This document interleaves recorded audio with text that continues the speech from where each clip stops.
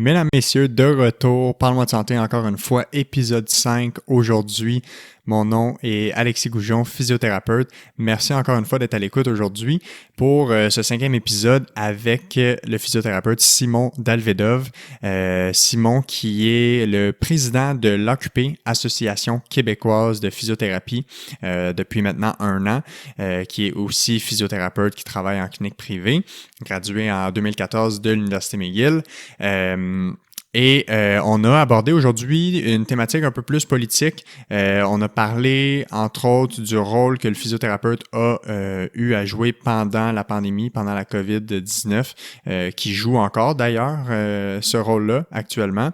Puis également avec la possible deuxième vague, ou en tout cas la deuxième vague qui semble être en train de s'installer. On est à la mi-septembre en ce moment, au moment où j'enregistre l'introduction aujourd'hui. Qui est très d'actualité. Un épisode où on a parlé de rôle que le physiothérapeute peut jouer pour le système de santé. Évidemment, on le parle surtout dans notre contexte ici du système de santé québécois. Je sais qu'on a des écoutes, on a eu des écoutes dans les dernières semaines jusqu'en France, en Norvège. Donc, merci d'abord à tous les Européens qui sont à l'écoute. Mais on a évidemment jasé de ce qu'on connaît ici par rapport au rôle des physios dans le système de santé. Donc, un épisode très enrichissant, très intéressant. Plusieurs vont en apprendre beaucoup. Moi-même, j'en ai appris beaucoup d'ailleurs. Donc, ça, c'est pour l'épisode d'aujourd'hui. À part de ça, continuez à partager. Merci beaucoup de nous écrire. Merci pour les commentaires qu'on a. La meilleure façon de m'aider, de nous aider dans ce projet-là, c'est vraiment par le partage des épisodes en mettant un review de 5 étoiles sur vos applications balado et en partageant tout ça à vos amis, à votre famille.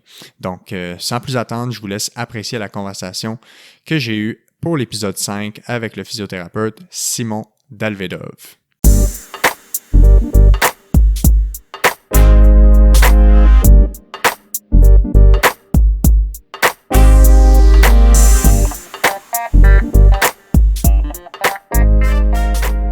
Alright, on est parti. Simon Dalvedov, comment ça va? Ça va bien, Alexis? Je pense que j'ai dit Dalvedov. Dalvedov, exactement. Ton nom a tellement été difficile pour moi de...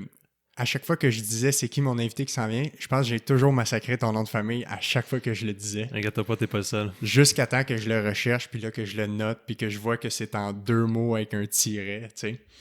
Fait que... Merci pour l'effort, Alexis. Dalvedov. Exactement. C'est de quelle origine? Italien. OK, c'est ça. Dalvedov. Exactement. Donc, bienvenue. Merci d'avoir accepté mon invitation. Merci, tout le privilège est pour moi. Je suis super content de te recevoir. Je sais que les derniers mois, tu as été super occupé. Faut le dire, là, on est en juillet, fait qu'on sort tranquillement de notre première vague de COVID qui a été très, qui est venu occuper la vie de plusieurs professionnels de la santé de façon différente. Pour toi, ça a eu un impact aussi. Je sais que tu as eu des rôles à jouer. Tu as été très sollicité pour tout ce qui était entrevue dans les médias, aussi au niveau de la promotion de la profession. Mm-hmm. Aujourd'hui, justement, on va parler un petit peu du lien que ça a eu, ou un peu de l'impact que ça a eu sur notre profession, ou sur même, tu sais, un peu plus at large, les soins de santé qu'on a vu que ça a eu comme impact au Québec. Mm-hmm. Mais un peu, juste pour faire un petit background pour que les gens comprennent un peu pourquoi tu es ici, puis c'est qui justement Simon Dalvedov. On va faire juste un petit background check de ton côté. Fait que toi, tu as gradué comme physiothérapeute de l'Université McGill. Exactement. En 2014. Oui. Puis après ça, rapidement, tu as quand même été impliqué autant au niveau de l'engagement, je pense, dans ton association étudiante, mais aussi même un peu plus après ça au sein de l'Association québécoise de physiothérapie. Ouais. Qu'est-ce qui t'a amené à vouloir t'impliquer à ce niveau-là? Puis, tu sais, ça ressemble à quoi maintenant le rôle que toi tu joues, là? Puis peut-être même aussi définir c'est quoi cette association-là, justement? Mon envie de m'impliquer pour la profession, ça date de l'université. Dans le temps, j'étais représentant étudiant de l'Association canadienne de la physiothérapie. Donc, c'est vraiment une association qui a comme mission de représenter les intérêts des physiothérapeutes, des thérapeutes en réadaptation physique au travers le Canada. de faire valoir la profession dans les réseaux de la santé. En étudiant la physiothérapie, je me rendais rapidement compte qu'on avait un grand potentiel sous-exploité. Donc, on était sur le campus, on faisait des activités de représentation, faire connaître la physiothérapie, c'était quoi aux autres étudiants de McGill. Et là, graduellement, je me suis impliqué davantage dans l'Assemblée nationale des étudiants à travers le Canada. J'ai gradué et l'Association québécoise de la physiothérapie a été lancée en novembre 2015, donc à peu près un an après que j'ai gradué. Et on m'avait approché à ce moment-là pour faire partie du premier conseil d'administration de l'AQP. Vu mon expérience passée là, avec les étudiants, ça prenait une voix jeune à l'association. Porteur d'espoir. Oui, puis on s'entend pour toute association, les nouveaux gradués, la nouvelle génération, c'est ce qui constitue évidemment le futur, mais la base même d'une association forte. Donc, je suis rentré sur le conseil d'administration. J'ai fait 2 ans comme membre du conseil d'administration. Après ça, j'ai été au poste de vice-président. Donc, je secondais Luc Gébert, qui était le premier président de l'association, président fondateur. Ouais. Et après ça, là, depuis un an bientôt, j'ai été élu président de l'Association québécoise de physiothérapie. Fait que toi, t'achèves comme ton premier tour de piste, là, dans le fond. Ta première année complète. Exactement. Ça a été toute une année là, pour commencer. L'Association québécoise de physiothérapie a maintenant 5 ans et n'a jamais été aussi forte. Puis je pense que dans les derniers mois, surtout avec la pandémie, là, on a su montrer là, justement la plus-value d'avoir une association forte au Québec pour représenter les intérêts des physiothérapeutes, des thérapeutes en réadaptation physique, pour amener des solutions concrètes au système de santé, pour améliorer la qualité de vie, les soins offerts à tous les Québécois et Québécoises. Donc, c'est ça. Ça a été une année très intense. Chargée. Oui, exactement. Puis, tu sais, dans le fond, c'est récent, comme, tu sais, c'est quand même récent, ça fait 4-5 ans, c'est ça, que ça existe. Exactement. Fait que c'est quand même jeune comme projet, comme association. C'est quoi le mandat? Tu sais, toi, tu es président de cette association-là. Fait que c'est quoi le mandat que toi, tu as? Tu sais, c'est quoi le rôle que tu joues au sein de l'association? Puis, parce que, tu sais, il ne faut pas oublier que tu es quand même clinicien, tu travailles en clinique privée, tu vois une clientèle de patients blessés aussi. Fait que tu as aussi ce chapeau-là. Puis, c'est quoi la proportion peut-être que ça joue dans ta vie, ce rôle-là comme président de l'AQP? Et, tu sais, un peu deuxièmement, c'est quoi le mandat justement de cette association-là? Tu en as parlé un peu, mais surtout plus le rôle que toi, tu dois jouer comme président. Bien, évidemment, comme président, c'est de représenter l'association sur la scène publique, par exemple. Donc, on l'a vu principalement durant la pandémie là, dans les médias. Donc, évidemment, c'est un travail d'équipe à l'Association québécoise. Il n'y a pas juste moi qui ai été dans les médias, là. Il y a des gens de la direction générale aussi, des membres du conseil d'administration. Mais on s'attend du président, justement, là, qu'il soit visible là, pour représenter, figure, dans le fond, là. Pour représenter justement l'association. En dehors de la pandémie, le rôle du président, c'est de gérer le conseil d'administration. Donc, on est 9 membres dans le conseil d'administration. Donc, c'est de planifier, de préparer toutes les rencontres. On en a 4 en présentiel à chaque année. Donc, on se rassemble, on a l'ordre du jour et on a des projets, justement, à amener à terme. Donc, c'est un peu un rôle de leader là, pour, justement, que ces projets-là avancent. Je ne sais pas si je réponds bien à ta question. Oui, absolument. Ouais. Parce que, tu sais, dans le fond, ce que vous voulez, puis ou le mandat de l'association, au final, c'est de faire rayonner la profession de la physiothérapie. Fait que peut-être de la faire connaître plus, autant au public, mais aussi de faire valoir son rôle de l'ensemble des professionnels de la physiothérapie au sein du système de santé du Québec. Parce que, tu sais, oui, dans les soins publics, mais tu sais, dans les soins privés et sur l'ensemble de la chose. C'est de montrer qu'est-ce que ces professionnels-là peuvent amener, qu'est-ce qu'on peut améliorer, comment tous ces éléments-là peuvent jouer ensemble pour avoir un système de santé, au final, qui est comme de plus en plus optimal. Exactement. Puis tu as bien le mentionné, le système de santé québécois, il n'y a pas juste le système public. Exactement. Okay? Surtout en physiothérapie, il y a plus de la moitié des professionnels de la physiothérapie qui travaillent dans le secteur privé. Ouais. Et le secteur privé, c'est une machine qui est bien huilée. Qui est bien ancrée. Bien ancrée au Québec. La physiothérapie bénéficie d'un accès direct, donc la population générale n'a pas besoin d'une prescription médicale pour aller consulter un physiothérapeute. Ils prennent un rendez-vous, ils se rendent, c'est tout. Ouais. Peut-être que certains ne le savent pas justement, ça. T'sais, exactement. Il y en a beaucoup qui pensent qu'il faut encore une prescription d'un médecin pour voir un physiothérapeute. Oui, puis il y a encore des assurances collectives qui demandent que les employés aient une prescription d'un médecin pour pouvoir être remboursés les frais associés à la physiothérapie au privé. Donc, ça fait en sorte que cette croyance-là perdure un peu, même si ça fait plus de 30 ans, depuis 1990, si je ne me trompe pas, que l'accès direct est permis. Est permise. Donc, de ce côté-là, oui, on veut améliorer la qualité de vie des Québécois et Québécoises. La physiothérapie, c'est une des solutions. Est-ce qu'elle est sous-exploitée, comme je disais tantôt? On croit que oui.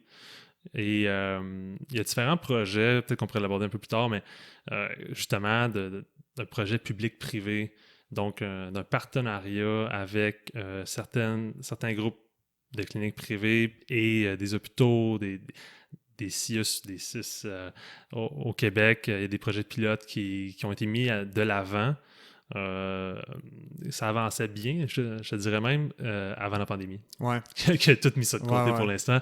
Mais tu vois, je trouve ça intéressant. On y reviendra à la pandémie. On a en masse de temps. Fait que, justement, parlons-en de ça, de ce type d'idée-là, de projet-là, parce que moi, dans ma conception de la chose, si on veut un système de santé éventuellement qui va être plus performant, mais performant pour moi, c'est pas juste comme un bon roulement de patient. Non. Pour moi, performant, c'est en amont qu'il y ait de la prévention, puis que l'ensemble de l'œuvre soit bien abordé. Puis je pense que ça passe entre autres par peut-être un peu plus de partage des tâches entre les professionnels, de bien cibler c'est quel professionnel qui est bon dans quoi, puis à quel point ils sont bons, puis de vraiment maximiser chacune des forces de chacun des professionnels. Parce qu'on le sait, c'est un travail d'équipe. Là, exact. Au final, puis ce partenariat-là, ou cette espèce de partage des tâches entre le privé et le public, ça, je trouve ça super intéressant. Fait que parle-moi donc un peu, c'est quel genre de projet qui est, ou sous quelle forme ils voyaient ça, ou c'est quoi les discussions qui ont eu lieu à date? Les discussions d'un projet de cette envergure-là, c'est... Originalement, ça vient en plus de certains orthopédistes qui ont de la misère à s'assurer que quand il y a un patient qui rentre dans leur bureau, qu'il a fait toutes les démarches avant. Ouais. Parce qu'un chirurgien orthopédiste, ça opère. Exact. Okay? C'est ça sa mission première. C'est sûr qu'il va prodiguer des conseils super importants, puis il va demander des évaluations supplémentaires. Il y a de l'investigation associée à ça. Oui, il y a un grand rôle, mais principalement, eux autres, leur outil, nous les physiothérapeutes, c'est nos mains principalement. Eux autres, c'est des appareils chirurgicaux. Exact. Donc, quand ils voient un patient qui arrive dans son bureau, et que ça fait 2 ans qu'il a mal à l'épaule, que son médecin de famille a référé en orthopédie, un réflexe classique. Ouais. Le patient se dit, moi, c'est l'orthopédiste qui doit m'aider. Mm-hmm. Donc, il attend, il vient fâché par rapport au système de santé, il dit c'est interminable, l'attente, tout ça. Lui, il souffre pendant ce temps-là. Là. Et pendant ce temps-là, il n'y a rien pour l'aider. Pendant ce temps-là, il n'y a rien pour l'aider. Peut-être de la médication. Oui, c'est ça. OK? Puis là, on s'en va vers la crise des opioïdes, peut-être. J'en ai parlé la semaine passée avec un pharmacien qui est spécialisé justement en douleur chronique. Là. Donc, j'élaborerai pas plus, mais ce qui est intéressant, c'est l'orthopédiste, il se dit, ce patient-là, il rentre dans mon bureau, il est furieux. OK? Et il veut avoir une solution à son problème. Il est parti d'un problème simple. Ouais, probablement simple. Ouais. OK, tu viens de le mentionner. Et là, ça s'est chronicisé. en 2 ans de temps. Et là, c'est pas juste 1 ou 2 tendons qui sont irrités dans l'épaule. Et là, c'est l'omoplate qui bouge plus bien. C'est une raideur au niveau du cou. C'est des douleurs qui vont dans le bras. Et là, c'est plus complexe pour l'orthopédiste. Mhm. Puis là, il se dit, est-ce que c'est une condition qui doit être opérée? Ou est-ce qu'il doit être vu en physiothérapie? Et quand la réponse est qu'il faut qu'il soit vu en physiothérapie, une des problématiques, c'est qu'il n'y a pas d'accès en physiothérapie. Ouais.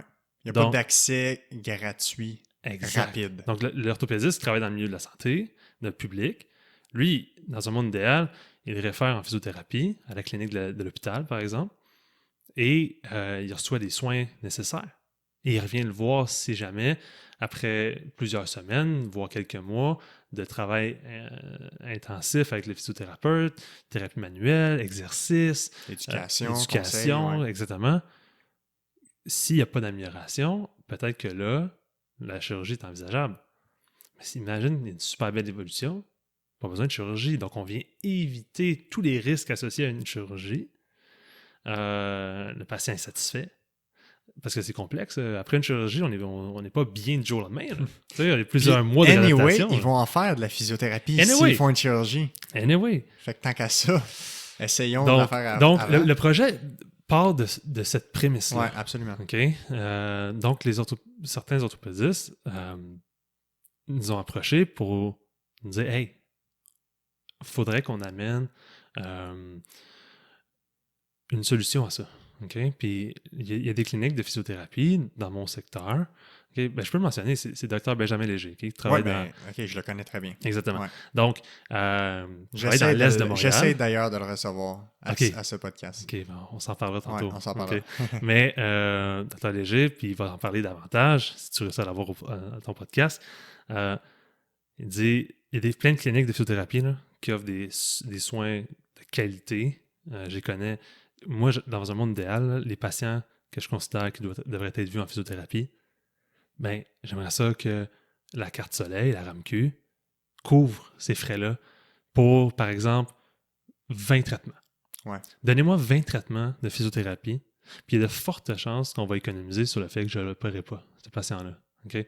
Puis qu'on va diminuer la liste d'attente, puis que tous les frais connexes, médication, tout ça, on va être capable de sabrer là-dedans, puis qu'au final, les 20 traitements de physiothérapie vont être très rentables pour tout le monde, puis tout le monde va être satisfait. Parce que quand on regarde les études où ils comparent, ils vont prendre des cohortes de patients, exemple blessés à l'épaule, puis ils vont comparer si on prend un groupe puis on leur fait faire juste de la physio, ou on prend un groupe puis on leur fait faire de la physio suite à une chirurgie, il y a beaucoup d'articulations dans le corps que c'est équivalent. Et même des fois que si on considère les effets secondaires ou les effets possibles, les conséquences possibles de la chirurgie, il y a plus de négatifs à une chirurgie que de positifs.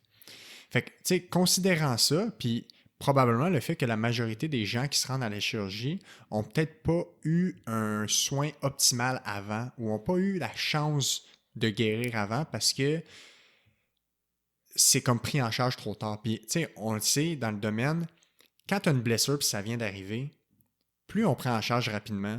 Tu sais, les 3 premiers mois là, sont comme tellement importants. Là. Mm-hmm. Même, tu sais, on s'entend les premières semaines.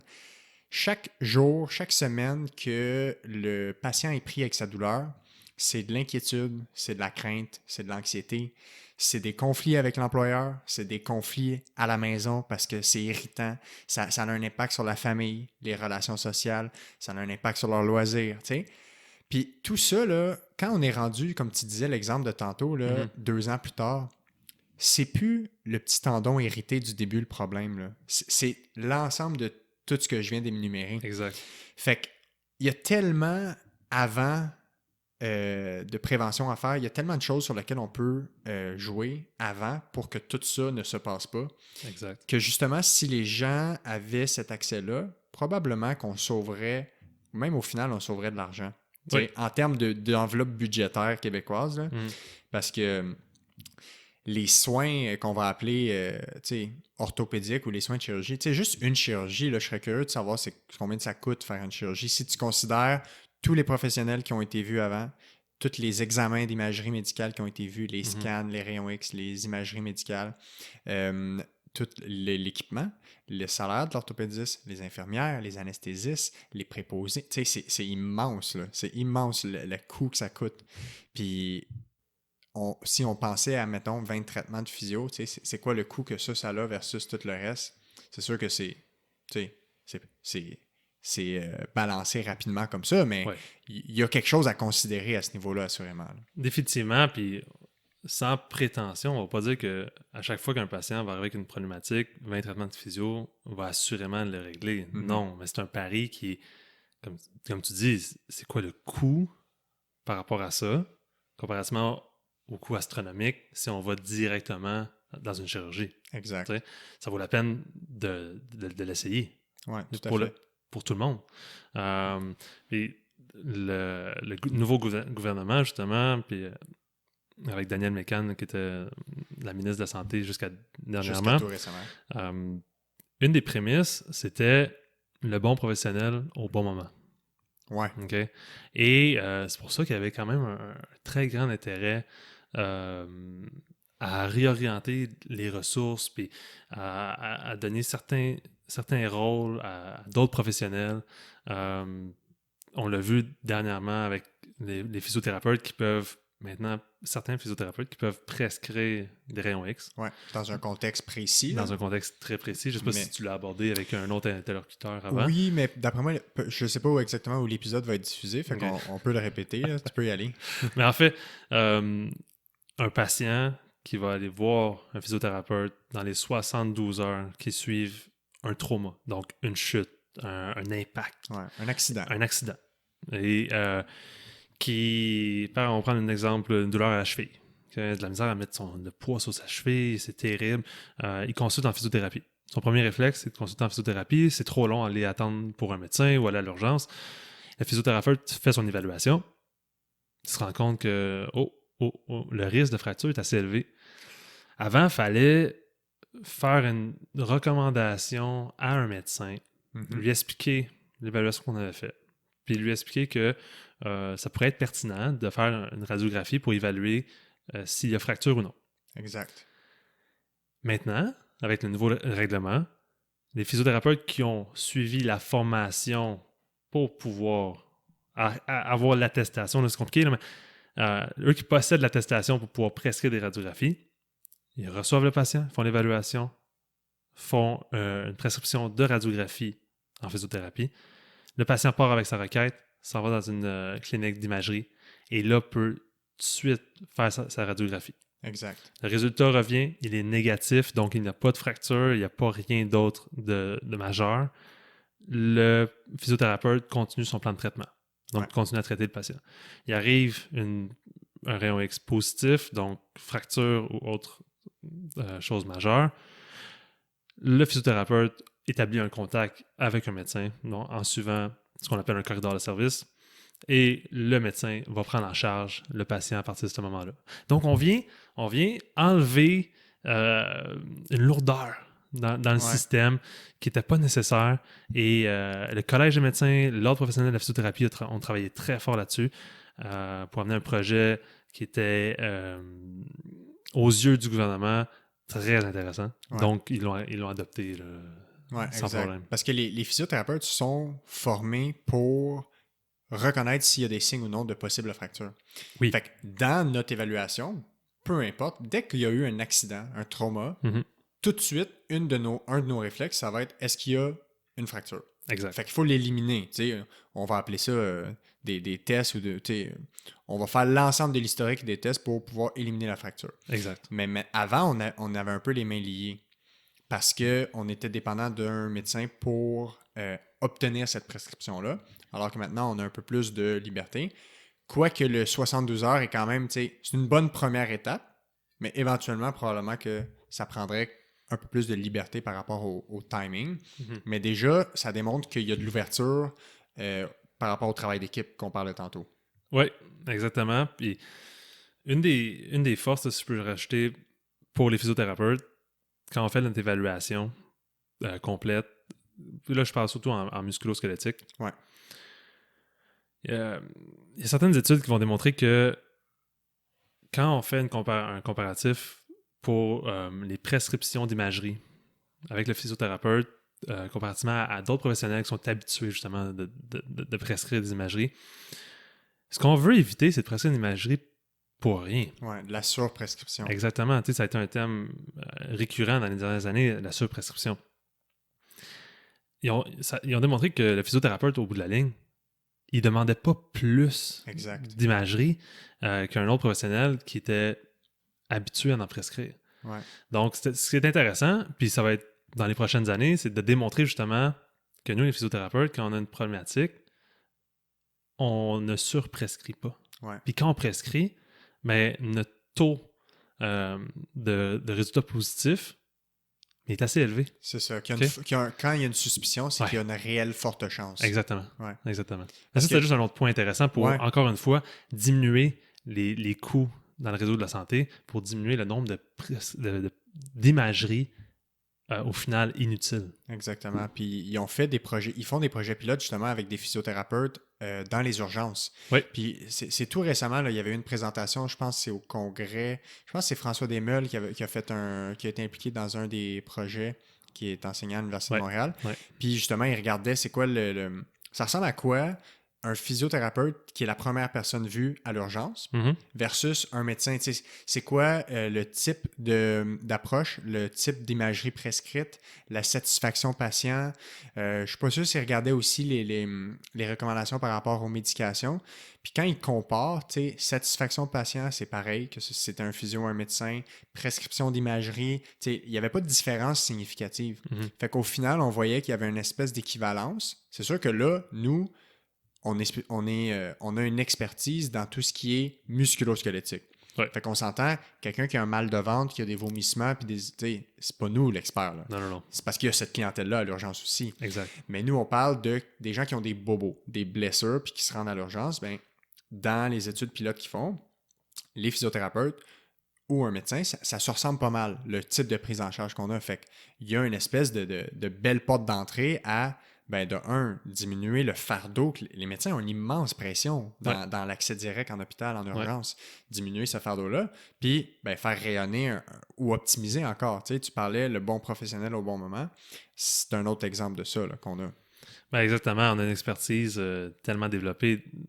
Dans nos 4 ans et demi d'université, le volet musculo-squelettique est énorme. Okay? Donc, cette expertise-là, à l'urgence, pour les bobos, comme tu dis, blessure à la cheville, blessure à l'épaule, elle peut être utilisée davantage. Et au CHU de Québec, justement, il y a un projet là, je crois qu'il a été lancé, ou il va être lancé, justement, pour avoir des professionnels de la physiothérapie en première ligne. Donc, le patient arrive à l'urgence, il y a un triage. OK, douleur au coude, ça va être le physiothérapeute qui va vous voir. Il va procéder à l'évaluation. Puis il va établir son diagnostic physiothérapique à la suite de son évaluation. Puis le patient, souvent, il va partir avec des conseils précieux, des exercices. Une compréhension de c'est quoi. Compréhension de c'est quoi sa problématique. Donc, le patient va retourner rassuré et il va se dire « OK, parfait, j'ai été pris en charge, j'ai des exercices à faire. » Et souvent, le taux de succès est très intéressant. Absolument. Exact. Moi, j'ai toujours dit que... Ben, toujours. Ça fait pas 15 ans que je pratique, là, mais récemment, je vois de plus en plus que l'intervention la plus pertinente que je fais quand j'évalue quelqu'un, fait que la première rencontre, c'est l'éducation. Ouais. Peu importe l'exercice que je donne, peu importe le traitement que je vais avoir fait cette journée-là, si j'ai répondu aux attentes par rapport aux craintes des patients, par rapport à leur expliquer c'est quoi leur bobo, juste cet aspect-là de l'intervention, c'est ce que je trouve qui a le plus grand impact par rapport à comment ils vont me dire qu'ils se sont sentis avant que je les revoie. Fait que, tu sais, ça, on peut offrir ça quand même très bien dans un accès de soins urgents. Puis ça met le patient en confiance, puis ça diminue aussi tout ce qui est anxiété, stress associé à j'ai-tu quelque chose de plus grave, j'ai-tu quelque chose qui va m'endommager, qu'est-ce que je peux faire, qu'est-ce que je peux pas faire.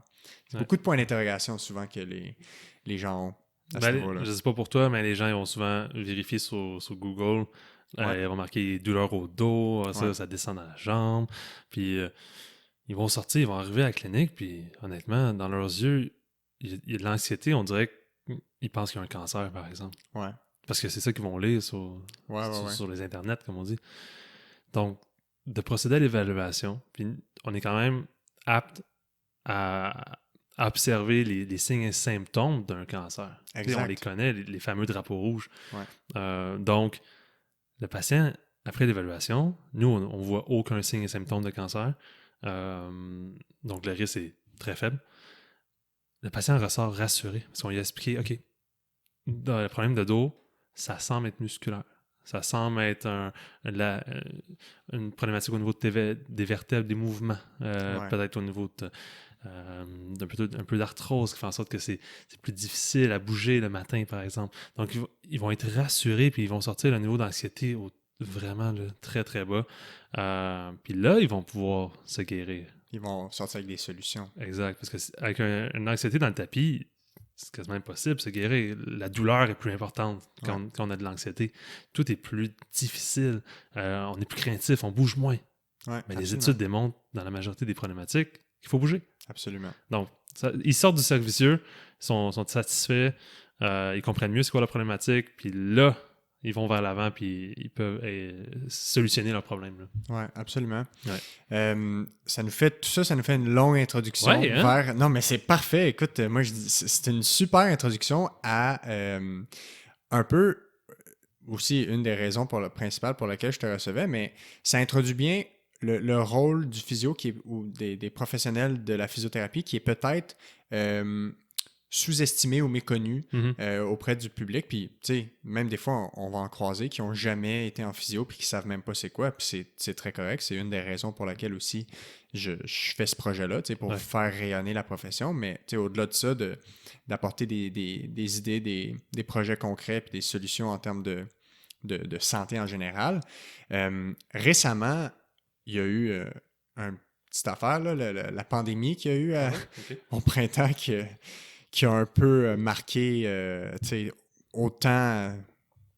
En fait, il n'y a pas de mots, là, les gens comprennent tout l'impact sur lequel ça a eu, autant au niveau du système de santé, ben, chez nous au Québec, mais mondialement. Là. Puis, on dirait que cette pandémie-là nous a amené un peu à se re-questionner sur plein de choses. T'sais. Si on y va plus at large au niveau du système de santé, on s'est questionné sur le rôle des préposés aux bénéficiaires, le salaire des préposés, le rôle des infirmières qui font du temps supplémentaire, le rôle du médecin de famille. On a vu un peu comment toutes les choses ont déboulé, les CHSLD, tu sais. Puis on y reviendra. Je sais que toi, tu as donné du temps. Tu as travaillé en CHSLD pendant? Non. Non? Non, mais parce que j'ai jamais arrêté de travailler en clinique privée. OK, c'est ça. Bref. Mais il y a plusieurs physiothérapeutes. Ah, c'est ça, je me mélangeais. Il y a plusieurs physiothérapeutes qui ont travaillé, qui ont porté secours, entre guillemets, à CHSLD. C'est quoi c'est un peu une question globale pour commencer, mais qu'est-ce que tu vois que ça l'a amené un peu comme questionnement ou c'est quoi l'impact que ça a eu sur les professionnels de la physiothérapie, cette pandémie-là? Quel genre de questions qu'on a commencé à se poser, puis probablement que ça va nous amener quelque part dans le futur à amener des projets concrets puis à porter action sur ces questions-là, ces réflexions-là. C'est sûr que si je sors un peu des CHSLD pour commencer, la première question qui nous venait comme physiothérapeute puis thérapeute, c'est comment je peux continuer à offrir des soins de qualité si je peux pas être près du patient. Mm-hmm. Beaucoup de nos interventions, ça se fait en deçà de 2 mètres. On s'entend? Exactement. Okay? Donc, c'est dur de traiter quelqu'un à 2 mètres. C'est comme couper les cheveux avec des longs sécateurs. Ça se fait pas vraiment bien. Ouais. Donc, la première question, ça a été comment on peut continuer à offrir des soins. Et c'est vraiment été la téléréadaptation donc des traitements via des plateformes de vidéo. Vidéoconférence, dans le fond. Pour ne pas l'en nommer. Ouais. Donc, on s'est lancé là-dedans. Par contre, on avait quand même un cadre de réglementaire déjà établi. Ouais, exact. C'est des projets La téléréadaptation comme telle, c'est un projet qui date de quand même assez longtemps. Et l'ordre professionnel avait planché là-dessus, si je ne me trompe pas, à partir de 2015, il y avait déjà de quoi de très concret concernant la réglementation, les procédures à suivre pour assurer la sécurité du patient, assurer une intervention de qualité. Mais on s'entend, entre toi et moi, c'était pas quelque chose qui était utilisé. Non, c'est En ça. tout cas, pas Pas dans assez. notre contexte, ouais, Pas dans c'est notre ça. contexte. Exactement. Dans les régions éloignées, oui, des patients en Nunavut qui faisaient de la téléréadaptation parce que le thérapeute était à Montréal. Certains patients des snowbirds s'en vont en Floride l'hiver et continuent à voir leur physiothérapeute de la région de Montréal ou de Québec, au Québec. Parce qu'il y a un lien avec ce thérapeute-là. Et ben là, leur douleur au coude est revenue. Donc, ils faisaient un FaceTime, un Zoom, name it, avec d'autres plateformes pour continuer à avoir des soins puis des réponses à leurs questions. Donc, je dirais la première chose, on est rentré en téléréadaptation. Là, on a appris comment vivre avec la téléréadaptation. On a vu des résultats super intéressants. Absolument. Le taux de satisfaction des patients en téléréadaptation était très élevé, au-dessus de 80% de satisfaction. Des centaines de milliers de traitements ont été offerts puis prodigués là, au Québec durant la pandémie.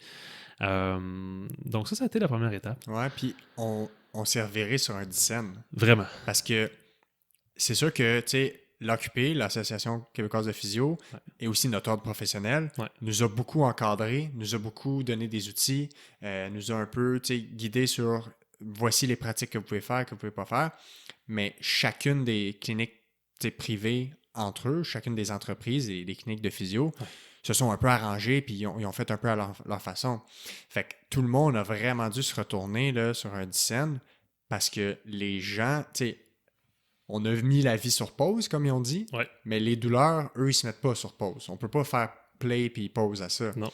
Fait que nous, il a fallu trouver une façon de continuer à être là pour eux, puis c'est hyper anxiogène ce qu'on a vécu, ce que les gens ont vécu, puis déjà, les gens à la base vivaient avec quelque chose d'anxiogène, qui est une douleur, puis il y avait besoin de nous, il y avait besoin de ce support-là. Oui, exactement. Donc, à l'association comme telle, c'était donner des ressources aux professionnels de la physiothérapie pour qu'ils puissent être confortables à offrir ce service-là. Donc, avec l'association canadienne, il y a eu des webinars qui ont été offerts gratuitement aux membres pour qu'ils comprennent mieux comment travailler avec la téléréadaptation.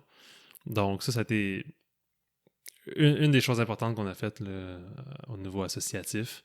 Ouais. Et on a travaillé en collaboration avec différentes entreprises de logiciels pour justement être capable d'offrir des logiciels de téléréadaptation sûrs, efficaces.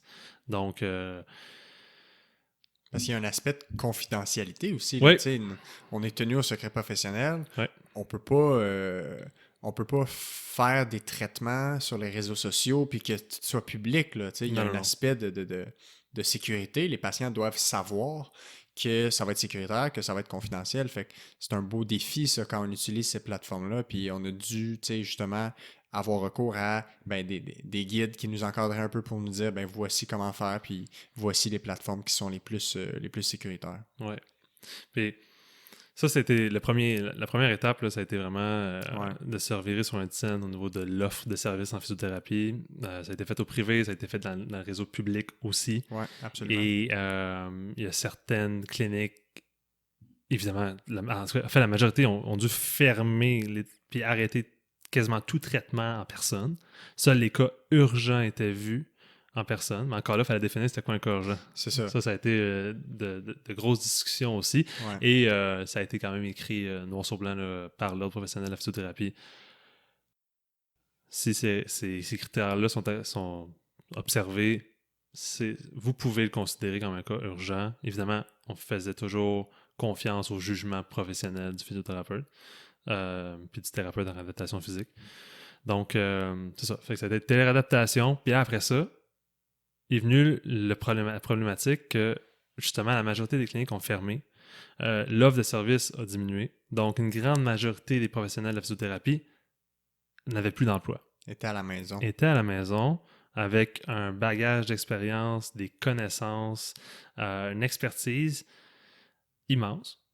Ouais. Et on entendait de plus en plus, on a besoin de ressources. Il manque de monde. Il manque de monde dans le réseau de la santé, surtout dans les CHSLD. Inscrivez-vous sur le site Je contribue. Donc, on a fait ce qu'on devait faire. Donc, à l'association, on a demandé aux membres, aux professionnels de la physiothérapie, inscrivez-vous sur le site Je contribue. Quelques semaines ont passé. Et là est arrivée la fameuse déclaration du gouvernement qui disait on va aller chercher des médecins spécialistes puis on va les rentrer dans les CHSLD à un coût astronomique. Ouais. Et en accomplissant des tâches qui leur étaient pas propres nécessairement. Donc, là, on a monté un peu là, notre voix, puis on a envoyé tout de suite, dans la journée même, une lettre au gouvernement, à la ministre McCann, pour dire, écoutez, on a des centaines, voire peut-être des milliers de professionnels en physiothérapie qui sont disponibles pour contribuer. Et qui veulent contribuer. Qui veulent, sont prêts, là, sont là. Ils sont inscrits. Ils s'inscrivent. On a suivi vos recommandations, mais ce qu'on entend, ce qu'on reçoit, c'est je me suis inscrit, mais j'ai pas de nouvelles. Donc là, on entendait dans les médias qu'il y avait des failles, des défauts dans le site Je contribue. OK? Donc, une des réponses qu'on a reçues de notre lettre, c'est dans les prochaines semaines, voire même dans la prochaine fin de semaine, les 45 000 applications, on va passer à travers chacune, demander à vos membres de continuer à s'inscrire sur le site Je contribue. Malgré ça, les ressources disponibles en physiothérapie n'ont pas été appelées. Donc, on a décidé d'être proactif. T'sais, on ne voulait pas juste être là puis dénoncer puis en bon québécois chialer. Ouais. Nous, on dit on a une solution parmi tant d'autres. On va trouver une solution. Donc, la solution, c'était d'envoyer un questionnaire à tous les physiothérapeutes et thérapeutes du Québec, leur demandant s'ils étaient disponibles. Ils ont rempli le formulaire, on a dressé une liste, un gros tableau de tous les physios et TRP disponibles au Québec. Et avec leur consentement, on a distribué cette liste-là à tous les CIS, puis CIUS, puis des résidences de personnes âgées au Québec. Tous les établissements de soins de santé au Québec. Exact. OK? Et on a reçu des réponses vraiment là, positives. Et les gestionnaires étaient contents d'avoir accès à cette liste-là. Puis il y en a plusieurs qui ont été appelés à contribuer grâce en partie à cette liste-là. Et on ne voulait pas contourner ce qui se faisait ou nuire au site Je contribue.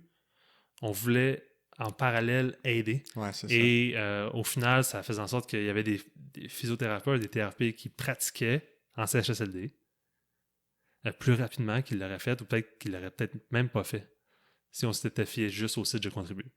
Ouais, puis tu sais, tu as parlé tantôt que justement, il y a eu l'annonce que les médecins spécialistes ont été appelés à aider, puis tu sais, il y a beaucoup de gens, on dirait, qui se sont tout de suite révoltés contre les médecins spécialistes, tu sais, puis qui trouvaient ça aberrant, le salaire qui était payé. Puis si les gens ont vraiment suivi ça dans les médias, puis qui ont regardé les médecins spécialistes qui sont sortis, là, les médecins spécialistes, ils voulaient pas être plus là que nous, là. Ben, dans le sens, ils voulaient pas être là. Dans le sens, c'est pas eux qui... Ils se croyaient pas capables ou ils croyaient pas que ça leur revenait, ce rôle-là. Tu comprends? Ah ouais, je comprends. Pour eux, ils se sentaient pas outillés, ils se sentaient pas, tu sais, ils disaient, là, on n'a pas nécessairement cette formation-là pour, le déplacement sécuritaire d'un patient, les transferts au lit, les transferts à la salle de bain, les changements de culotte, tu sais. On les a beaucoup pointés du doigt ou critiqués, puis c'est souvent, les gens, ils reviennent souvent au salaire, là, au fameux salaire. Ouais. Mais, tu sais, ils voulaient aider les médecins spécialistes, mais ils se sentaient pas plus outillés, là. Tu sais, dans leur tête, ils venaient pas bypasser les physios pour dire, tu sais, c'est nous qui s'en venons sauver tout le monde. Non. Mais heureusement que, justement, plus de professionnels de la physiothérapie ont pu être impliqués là-dedans, puis ça nous a fait réaliser c'est quoi les compétences, puis justement les notions, les connaissances que les physios ont qui ont été pertinentes, qui ont été importantes durant cette crise-là. Puis j'aimerais ça que tu en parles un peu, justement, des qualifications qu'on a comme professionnel, comme physiothérapeute, pour avoir été pertinent. Tu sais, pourquoi on était pertinent à ce moment-là quand on parle des CHSLD, mais tu sais, même plus global dans le système de santé pendant cette pandémie-là. Tu en as mentionné quelques-uns des points favorables qu'amène un physiothérapeute dans un établissement de soins de santé au public durant la pandémie. Donc, c'est sûr que le physiothérapeute puis les TRP ont les capacités à mobiliser un patient d'un point A à un point B. Ça paraît simple, là, mais un patient qui est déconditionné, donc qui n'a plus de force, qui est lourd et qui doit se déplacer de son lit à aller à la salle de bain, mais il y en a qui sont cotés que ça prend 2 personnes pour les accompagner. Okay? Puis ces transferts-là, c'est pas juste « Ah ouais, let's go, prends la culotte, puis let's go, suis-moi. Ouais. » Non. Pour le faire de façon sécuritaire, pour que les professionnels ne se blessent pas, pour que le patient ne chute pas, évidemment, ne se blesse pas, c'est une panoplie de techniques que les professionnels de la physiothérapie ont appris dans leur parcours. Ils ont été formés pour ça. Ils ont été formés pour ça. Donc, ça, c'est un point. Après ça, une des problématiques avec la COVID, on s'entend, c'est une problématique respiratoire. Ouais. Et il y a beaucoup... Les gens sont alités. Ouais. Okay? Même, il y en a qui sont intubés, ils reçoivent de l'oxygène pour passer au travail. Même des gens comme Georges Larac, on l'a vu dans les médias, quelqu'un très en forme, même lui, il a eu de l'oxygène administré. Donc, le professionnel de la physiothérapie, le physiothérapeute peut même administrer de l'oxygène. Avec une prescription médicale. Ouais. Il est en mesure de faire ça. Le physiothérapeute, on a beaucoup parlé de musculo-squelettique, mais le physiothérapeute et le TRP ont les connaissances, l'expertise pour travailler avec la clientèle qui ont des problématiques pulmonaires. Ouais. Cardio-respiratoire. Cardiaque, pulmonaire. Okay? Exact. Donc, cette expertise-là, comment positionner le patient qui est en trouble respiratoire, comment dégager les voies respiratoires. Il y a des techniques de thérapie manuelle qui peuvent aider à dégager les sécrétions. Ouais. Okay? Il y en a qui se noient quasiment dans leurs sécrétions. Ouais, qui vont être encombrés. Exactement. Donc, ça va être difficile pour eux de respirer, même des fois d'expirer. Donc, les professionnels de la physio ont cette expertise-là. Donc, on arrive avec un virus qui s'attaque à toutes les voies respiratoires, aux poumons, tout ça.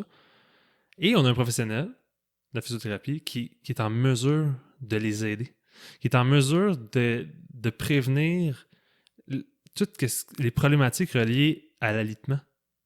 Donc, de rester dans son lit, de ne pas bouger, on perd une quantité phénoménale de masse musculaire.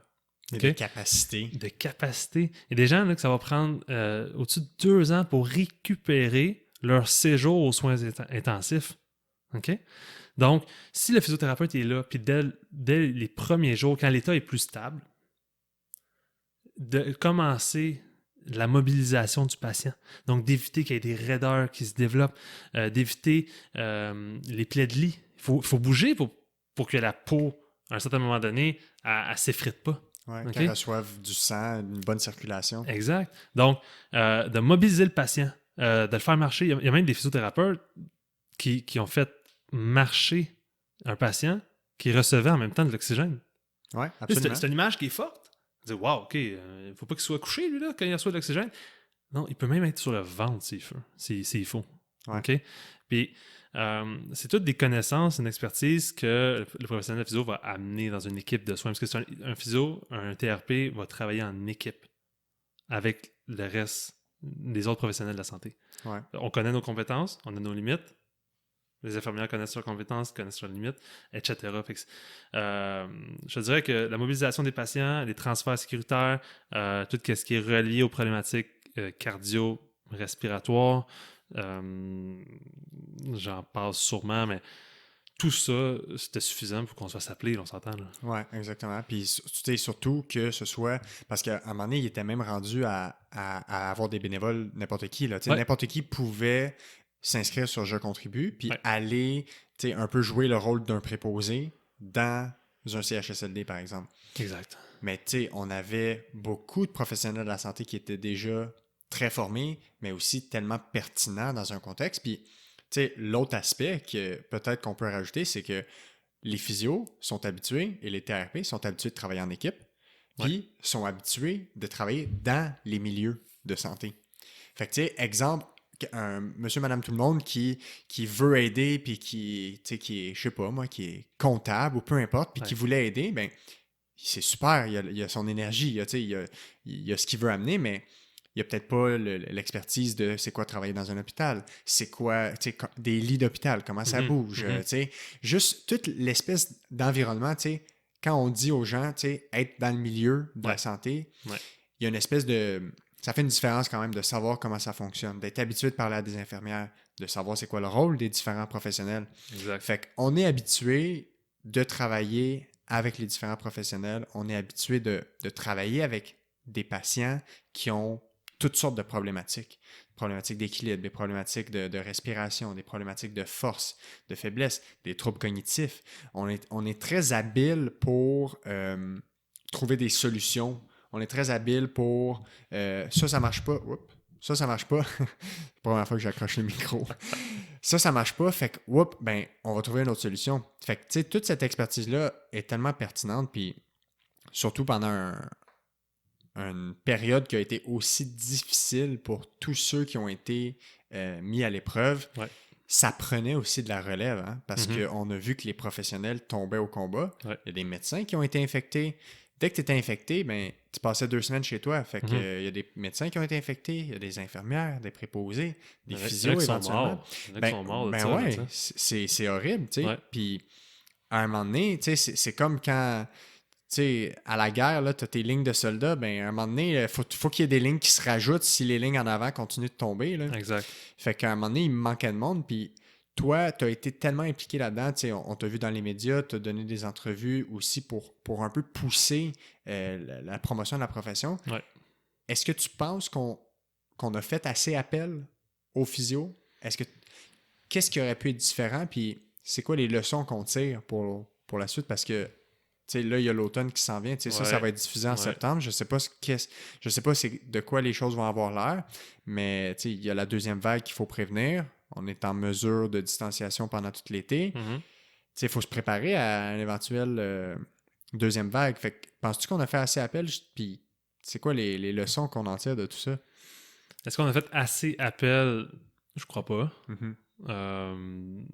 C'est ce qu'on a entendu sur le terrain, puis ce qu'on a reçu nos membres. Non. OK.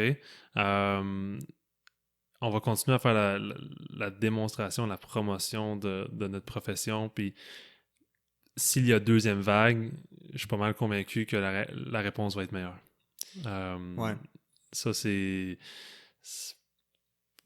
fait pas de doute, là. Je veux dire, je pense que c'est difficile de juger le travail qui a été fait durant une pandémie. C'est tout du nouveau, c'est tout de l'extraordinaire. On pourrait taper sur la tête des gestionnaires puis des gens du gouvernement pour dire vous avez mal géré la crise, mais en même temps, est-ce qu'il y en a qui auraient fait mieux? C'est difficile à juger. Puis je veux pas qu'on juge, mais je suis pas mal sûr qu'au niveau de la deuxième vague, ils vont être beaucoup plus préparés. Puis ils veulent pas. Ils nous ont entendus. Ils vont continuer de nous entendre. Et je suis pas mal sûr que leur réponse va être meilleure. Fait que nous, ce qu'on en tire à l'association, on s'est rendu compte que peut-être que les gestionnaires du réseau de la santé méconnaissaient vraiment plus que qu'est-ce qu'on pensait, les rôles que peuvent jouer des professionnels de la physiothérapie. Donc, on a développé, durant la pandémie, juste un outil, un guide pour les gestionnaires qui leur décrivait exactement ce que peut faire un physio puis un TRP spécifiquement pour la pandémie. Ah ouais, hein? Donc, on a envoyé ça à tous les centres de santé. C'est hot, ça. Okay? C'est super. Et est-ce qu'on va continuer à le travailler? Est-ce qu'on va le peaufiner encore plus? Est-ce qu'on va continuer à l'envoyer aux gestionnaires? Oui. C'est sûr que on va avoir fait de l'information, de l'éducation, et ça va porter fruit, ça, c'est sûr. Ouais, puis tu sais, tu parlais que tu sais, le but, c'est pas de pointer des doigts, là. Non, non, non. Je pense que tout le monde, peu importe dans quel poste ils ont occupé puis dans quelle position ils étaient, tout le monde essaie tout le temps de faire son mieux, tu sais, Ouais. puis veut pas, les gens qui nous dirigent, tu sais, souvent sont élus ou sont choisis parce qu'ils ont une certaine expertise, ils ont un leadership, fait qu'il faut leur faire confiance. La clé, c'est de se poser ces questions-là, tu sais, Oui. puis c'est d'avoir ces discussions-là, puis c'est d'apprendre. Puis après ça, tu arrives avec des solutions concrètes. Parce que si tout ça est arrivé, puis qu'on n'apprend pas, puis qu'on répète les mêmes erreurs, ben là, c'est la phrase d'Albert Einstein qui va venir tu sais de laquelle je vais Je parler. te laisse faire. Fait que il dit que dans le fond, répéter la même chose tout le temps en s'attendant d'avoir un Résultat différent. résultat différent, c'est la définition même de la stupidité. Exact. Fait que, tu sais, ça, c'est une phrase que je garde tout le temps, même quand je travaille comme physio, parce que faut être capable de se remettre en question. Faut être capable de repousser nos limites. Puis je pense que c'est ça une des forces aussi de la profession, mais aussi du système de santé ou des professionnels de la santé en général. Ouais. Ça n'a pas le choix d'être des gens curieux qui veulent apprendre, qui veulent pousser pour optimiser tout, pour avoir des solutions. Fait qu'avec ce qu'on a vécu, je pense que faut avoir des solutions concrètes. Avec l'association, quel genre de conclusion vous tirez ou c'est quoi les solutions que vous semblez pouvoir proposer? Ou qu'est-ce que vous essayez de mettre de l'avant pour que la suite des choses se passe mieux? Ben, comme j'expliquais tantôt, c'est vraiment de pousser l'éducation, l'information pour l'ensemble du réseau de la santé, même de la population, on s'entend. Ça, c'est le point 1. En 2019, on a lancé le livre blanc sur le manque d'accès aux soins en physiothérapie. Le livre blanc, c'est un autre outil d'information qui va montrer, dans le fond, les problématiques de la santé du réseau. Mais pas juste ça, il va amener des solutions concrètes. Donc, vraiment, l'information, bien informer les gens, éduquer, faire la promotion. Donc, on a appris qu'il fallait en faire plus. Okay? Il fallait avoir une place plus prépondérante dans les médias, dans les grands médias. Donc, ça, c'est quelque chose qu'on a appris. Et sinon, il y a des liens super puissants qui ont été créés avec l'Association canadienne, avec la Fédération des cliniques privées du Québec, avec l'Ordre professionnel de la physiothérapie. Ces liens-là, ils vont durer. T'sais. Et on a appris à travailler ensemble, les 4 organismes ensemble, pour justement, OK, votre force, c'est vraiment les cliniques privées. Donc là, actuellement, le dossier chaud, c'est ça. Comment on peut faire pour vous aider? Puis là, on travaillait vraiment en équipe ensemble. Avec ça, on a beaucoup appris. C'est intéressant, ça, le livre blanc. Ouais, le livre blanc, c'est surtout, encore une fois, c'est d'amener les solutions. C'est ça. Parce que chialer pour chialer, ça fait du bon divertissement. Oui. Mais ça nous amène pas des bonnes avancées. T'sais. On veut quelque chose de concret, puis il faut toujours avoir des pistes de solutions en tête si on veut éventuellement contribuer en équipe à quelque chose de mieux. Là, parce que les choses, c'est souvent lent aussi entre le temps où on sait que quelque chose devrait être implanté, puis la science démontre que cette chose-là devrait être implantée, puis ensuite, l'applicabilité ou le moment où c'est implanté. Tu sais, il y a tout le temps une espèce de Moi, je dirais inertie, là, mais je ne vais pas te donner... Ben ouais, absolument. Ben, en fait, je trouve qu'il y a un écart souvent entre ce que la littérature scientifique nous amène à ce qu'on devrait faire et le moment où c'est appliqué. Ouais. Tu sais, même très spécifiquement dans des stratégies de traitement en physiothérapie ou peu importe, tu sais. Depuis des années, la littérature va démontrer que telle technique est efficace ou telle intervention est efficace, ou qu'une n'est pas efficace. Puis ça va prendre des années avant qu'on mette ça en application. Fait que, tu sais, comment on fait pour réduire cet écart-là quand on est dans des machines et des mastodontes, tu sais, bureaucratiques, mais organisationnels, c'est immense le système de santé. Comment toi tu vois que ces projets-là peuvent être, tu sais, t'as l'air de quelqu'un qui a de l'ambition de changement, puis qui est motivé à ça, puis, tu sais, on est encore jeune, fait qu'on a encore la flamme. Ouais. Comment tu vois que ces projets-là peuvent concrètement être mis de l'avant? Puis au-delà de mis de l'avant, parce que ça semble bien en route, comment ça peut se concrétiser? Comment on accélère la chose? Il faut comprendre un peu mieux comment que le système fonctionne. Donc, on est encore en train d'apprendre, par exemple, par où passer pour que notre message se fasse entendre. On a créé des liens avec des médecins spécialistes, avec des médecins sportifs. Alors, on a établi des liens avec des gestionnaires de GMF, par exemple. Donc, je pense que c'est de créer des liens avec des gens qui sont aussi passionnés que nous pour améliorer le système de santé. Des gens qui ont peut-être des entrées au niveau des postes décisionnels plus directs que nous, on a actuellement. Et surtout des gens qui veulent qui croient que la physiothérapie, c'est une des solutions. Ouais. OK? Donc, mieux comprendre comment la machine fonctionne, mieux comprendre par où passer, et j'ai mentionné un peu tantôt, mais un travail d'équipe plus efficace entre les organisations professionnelles comme l'Ordre, la Fédération, l'Association canadienne.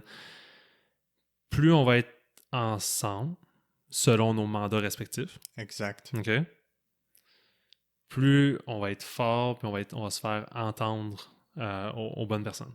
Puis, d'amener je veux pas, toutes les solutions qu'on amène, on essaie qu'elles soient facilement applicables.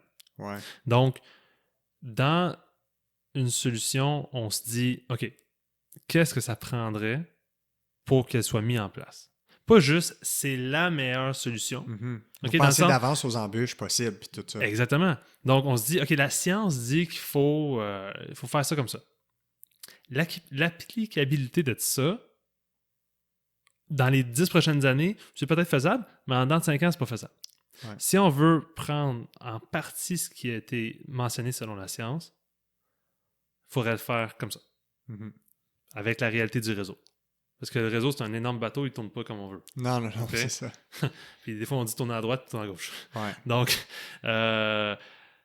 même les ministres de la Santé ont de la misère à le faire tourner de la direction qu'ils veulent. Ouais, c'est fou, ça. Ça, c'est débile. Ouais. Donc, si nous, on lève la main, les 8200 professionnels de la physio, on dit, on voudrait tourner à droite. D'un, ils vont-tu nous entendre? Ouais. De deux, ils vont-tu tourner à droite pour de vrai? Donc, c'est ça. C'est de même qu'on voit les choses à l'association et c'est, encore une fois, c'est une de nos forces, mais c'est de travailler en équipe avec les autres professionnels de la santé.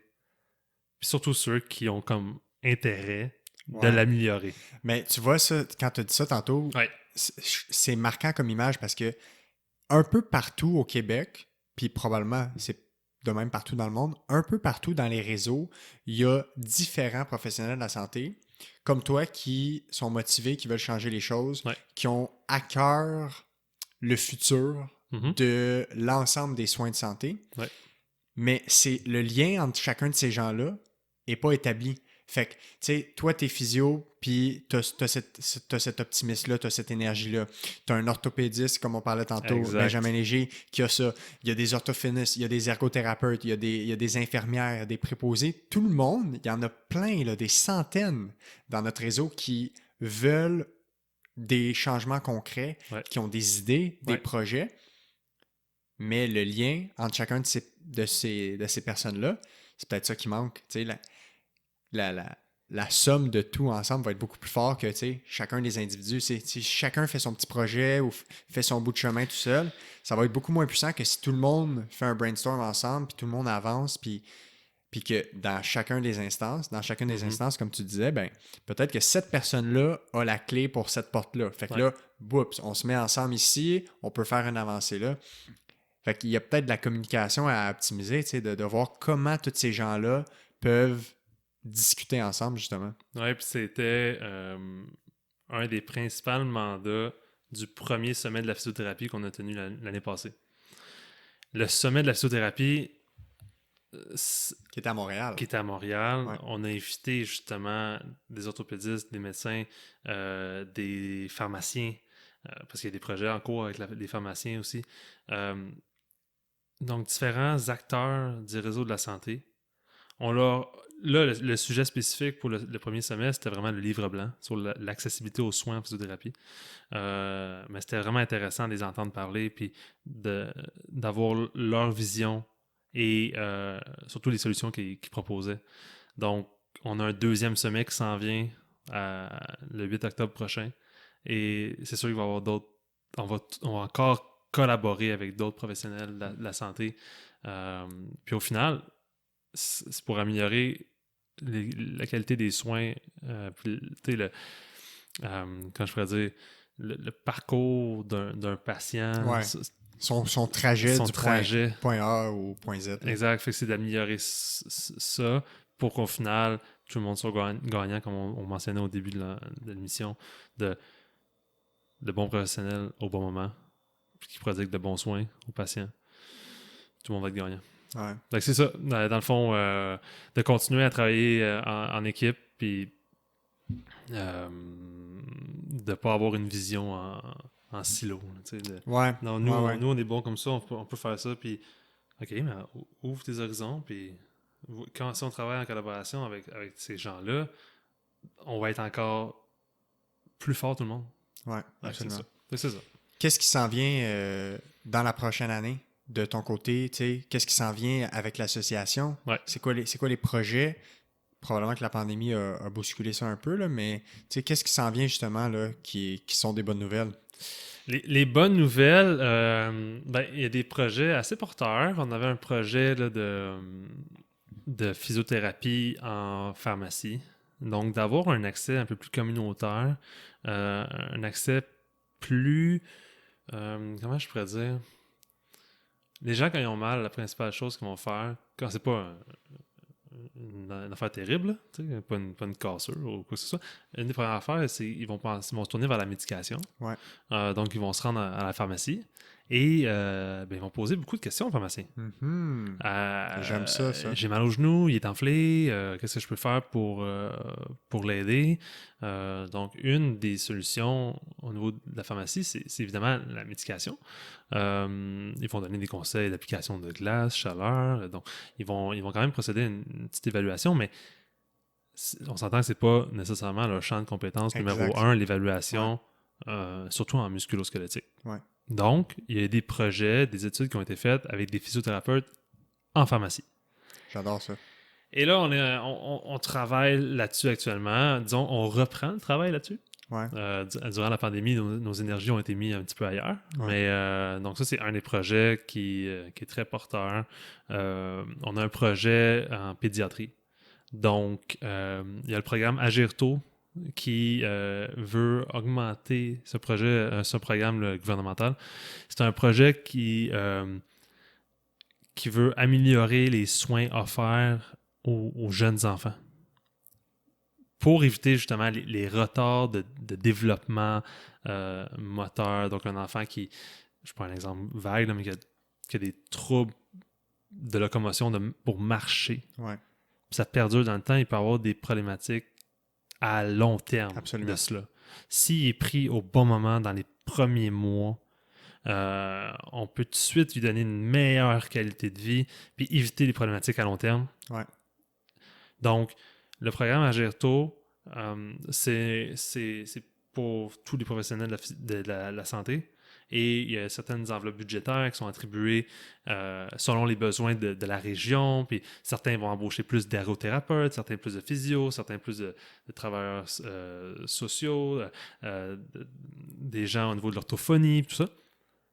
Nous, notre projet, c'est d'évaluer, dans le fond, les besoins en physiothérapie pédiatrique et de faire des représentations pour qu'il y ait plus de physiothérapeutes et TRP qui soient dans ce volet-là.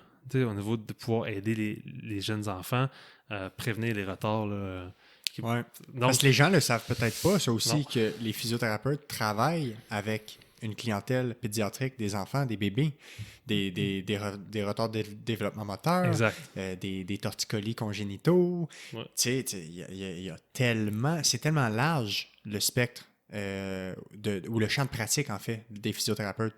De 0 à 116 ans. Oui, absolument. OK. Puis on a mentionné les bobos musculo-squelettiques, donc les os, les articulations, les muscles, tout ça, les problématiques cardio-respiratoires, donc le cœur, la circulation sanguine, les problématiques neurologiques, donc problématiques du cerveau, des nerfs, Les AVC, les AVC, les je pense que... TCC, traumatisme crânien cérébral, Exact. sclérose en plaques, blessés médulaires. Tout ça. Donc, Ouais. je veux dire, c'est pour ça que c'est des grosses études. Oui, exact. C'est C'est pour exactement ça qu'on pour est ça. brûlé après. Exact. Donc, on s'en allait où avec ça? Je le sais pas, mais c'est bien correct. Ok. Ça C'est nous bon, amène à c'est parler bon, plein c'est de trucs Mais là, pertinents. on définissait un peu plus c'était quoi le spectre Ouais, d'un puis physiothérapeute. ouais, On parlait puis des projets, enfants, exactement. des enfants. Donc, ça, c'est un autre gros projet. On a lancé là, un programme de bourse pour de la recherche Ouais, cool. avec le report. Donc, ça, on va travailler là-dessus, en faire la promotion, puis le concours va être lancé. Donc, on veut faire avancer la physiothérapie. Donc, ça prend de la recherche. Ouais. Donc, ça, c'est de quoi qui est sur la table aussi. On a, comme j'ai dit tantôt, le deuxième sommet de la physiothérapie qui s'en vient à l'automne. C'est d'autres beaux événements là, pour la profession. Bien, on va continuer là, à faire la promotion du livre blanc puis de la profession avec différents médias puis de se faire entendre. C'est principalement ça, puis de proposer des solutions justement là, qui sont écrites noir sur blanc dans les livres blancs. Ouais. Si les gens veulent consulter, là, sur le site de l'Association québécoise de physiothérapie. Cool. Je le mettrai dans les liens. Merci, c'est apprécié. Alexis. Ben oui, absolument. Donc, c'est principalement ça. Là. Pour l'été, là, actuellement, là, on a notre campagne de renouvellement là, pour nos membres. On a l'Assemblée générale annuelle de la physiothérapie, de l'occupé, qui va être le 24 septembre prochain. Donc, c'est principalement ça, nos gros projets. Puis, on a quelques vacances aussi. Ouais, pour mais je vous le l'été. souhaite, en tout cas. Là. On Je a sais quelques que t'as vacances été, dans les prochaines semaines. Là, Ouais. une bonne partie de notre équipe là, va prendre 2-3 semaines de repos. Puis, on va repartir de plus belle là, pour être en forme, malheureusement, s'il y a une pandémie, là, la deuxième vague, je veux dire. Ouais. Donc, ouais, c'est ça. Absolument. Écoute, c'est des grosses tâches, des beaux projets, mais tu sais, c'est sûr que c'est ce genre de mouvement-là, c'est ce genre d'implication-là qu'on a besoin, tu sais, pour la profession aussi, mais tu sais, même plus globalement que ça. C'est de ça qu'on a besoin dans tous les domaines. C'est ça qu'on a besoin comme fougue, comme énergie des gens. Puis ça fait en même temps des beaux projets pour les gens qui sont motivés à les faire. Puis tu sais, tu parlais t'as parlé de se faire entendre, puis je pense que aux nouvelles, au printemps, le mot physiothérapie ou physiothérapeute a été dit plusieurs fois. Ouais. Puis moi, j'ai jamais entendu ça aux nouvelles avant. T'sais, quand on parlait de professionnels de la santé, on parlait tout le temps de les médecins, les infirmières, les préposés. C'est peut-être ça qui revenait plus d'actualité, mais le physiothérapeute, on dirait que je ne l'ai jamais entendu comme étant, dans les médias, un membre du système de santé, alors qui est vraiment en plein cœur de ce système-là. Là. C'est sûr. Au niveau du ministère, au niveau des rôles de gestion, on s'entend qu'il y a quand même beaucoup qui sont obtenus par les médecins et les infirmières, par exemple. Donc, c'est sûr qu'on entend beaucoup plus parler. Là. Ces gens-là sont...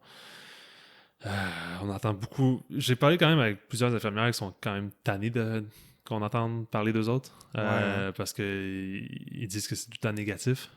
Et il y a un gros problème, il y a un manque de ressources au niveau des infirmières, et c'est pas en entendant toujours des choses négatives sur le travail d'une infirmière qu'il va y avoir des nouveaux qui vont arriver. Ça, exact.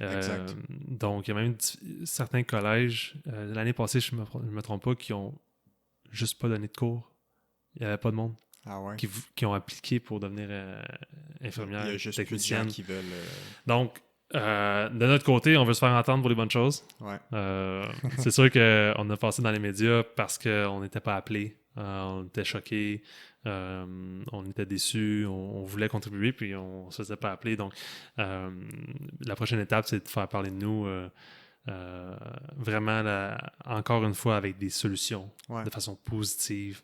Et l'image de la physiothérapie en général va rayonner.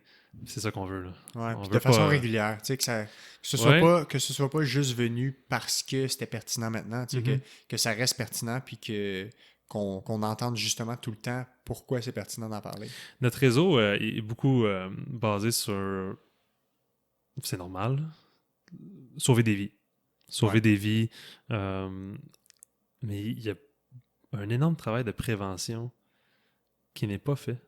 Quand on voit toute la chronicité des blessures, quand on voit, avec la crise des opioïdes, comme tu as parlé la semaine passée. Ouais, exact. Okay. Ça se peut que les épisodes ne soient pas diffusés avant, mais bref. Dans un autre épisode. C'est ça.